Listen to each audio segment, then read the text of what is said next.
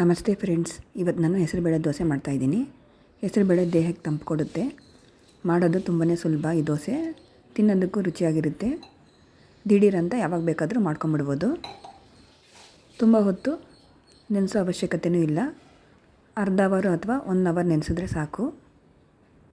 ಇಲ್ಲಿ ನಾನು 1 ಲೋಟ ಅಕ್ಕಿಗೆ ಅರ್ಧ ಲೋಟ ಅಷ್ಟು ಹೆಸರುಬೇಳೆನ ಚೆನ್ನಾಗಿ ತೊಳೆದು ನೆನೆಸಿಟ್ಕೊಂಡಿದ್ದೀನಿ.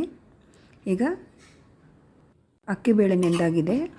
ಇದನ್ನು ನಾನು ಮಿಕ್ಸಿ ಜಾರ್ಗೆ ಹಾಕ್ಕೊಂಡು ಅದಕ್ಕೆ 3ರಿಂದ 4 ಹಸಿಮೆಣಸಿನ್ಕಾಯಿ, ಒಂದು ಚಿಕ್ಕ ಪೀಸು ಶುಂಠಿ, ರುಚಿಗೆ ತಕ್ಕಷ್ಟು ಕಲ್ಲುಪ್ಪು ಹಾಕ್ಕೊಂಡು ನೈಸಾಗಿ ರುಬ್ಕೊಂಡಿದ್ದೀನಿ. ಈ ಹಿಟ್ಟನ್ನ ದೋಸೆ ಹಿಟ್ಟನ್ನ ಅದಕ್ಕೇ ಕಲಿಸ್ಕೋಬೇಕು.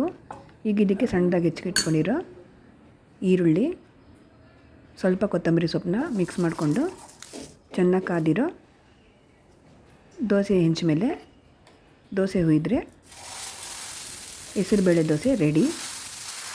ಈ ದೋಸೆ ಯಾವುದಾದ್ರೂ ಚಟ್ನಿ ಜೊತೆ ತಿನ್ಬೋದು ಅಥವಾ ತುಪ್ಪ ಹಾಕ್ಕೊಂಡು ಹಾಗೆ ತಿಂದ್ರೂ ತುಂಬಾ ಚೆನ್ನಾಗಿರುತ್ತೆ.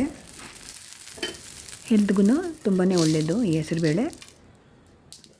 ಬೆಳಗ್ಗೆ ಹೊತ್ತು ತಿಂಡಿಗೆ ಈಸಿಯಾಗಿ ದಿಢೀರಂತ ಮಾಡ್ಕೊಂಬಿಡ್ಬೋದು.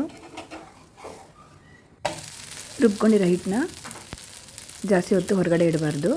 1 ಅವರ್ ಒಳಗಡೆ ಯೂಸ್ ಮಾಡ್ಕೊಂಬಿಡ್ಬೇಕು. ನೀವು ಲೇಟಾಗಿ ದೋಸೆ ಹಾಕೋಂಗಿದ್ರೆ ಫ್ರಿಜ್ಜಲ್ಲಿ ಇಟ್ಕೊಂಬಿಟ್ಟು ಆಮೇಲೆ ಯೂಸ್ ಮಾಡ್ಕೋಬೋದು. ಈ ಥರ ಒಂದ್ಸಲ ಹೆಸರುಬೇಳೆ ದೋಸೆನ ಮಾಡಿ ನೋಡಿ. ಖಂಡಿತ ಮನೇಲಿ ಎಲ್ಲರೂ ಇಷ್ಟಪಟ್ಟು ತಿಂತಾರೆ. Thank you. Please like and subscribe.